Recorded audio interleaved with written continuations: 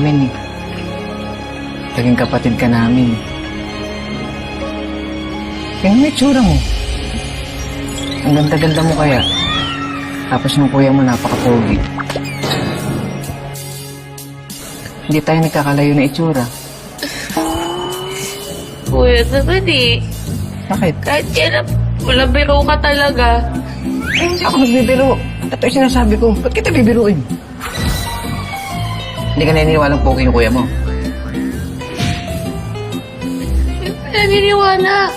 Ikaw kaya yung pinaka-poging lalaki na kilala ko sa buong mundo. Yan! Yan ang gusto kong marinig sa bibig mo. Ano ba?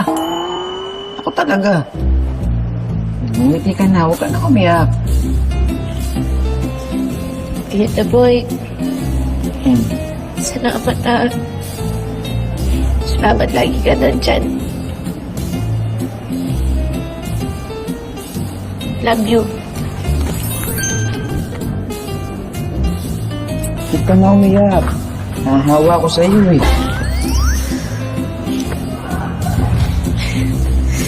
Naalala ko tuloy si Nay Guapay. May sakit kasi siya. Naalala ko tunugkop niya ako dati. Hindi ako sanay ng ganito si Nay Guapa.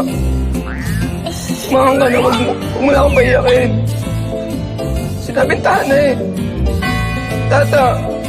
Tata! Tata!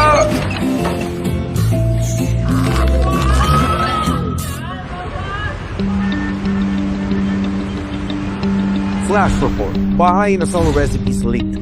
Leaked recipes from Bahay Inasal stir controversy in culinary industry. Ma'am Ivana, nakausap ko po yung isang vlogger. Tama po kutob natin. After ko po siya suhulan, inamin niya na tauhan ni Venice ang nagbigay ng recipes ng Bahay Inasal sa kanila para ikalat. Kaya pala wala tayong customers the past few weeks. Paano nakuha ni Venice, ha? Paano niya nakuha yung recipes natin? Alam ko na rin yan, ma.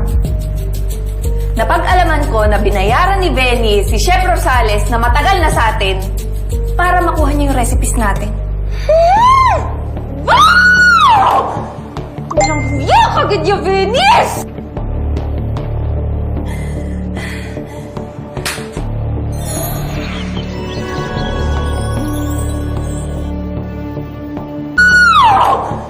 Walang huya kagad yung Venice! Ano mo?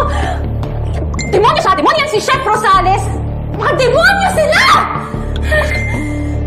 Nakakainis! Mom. Ano?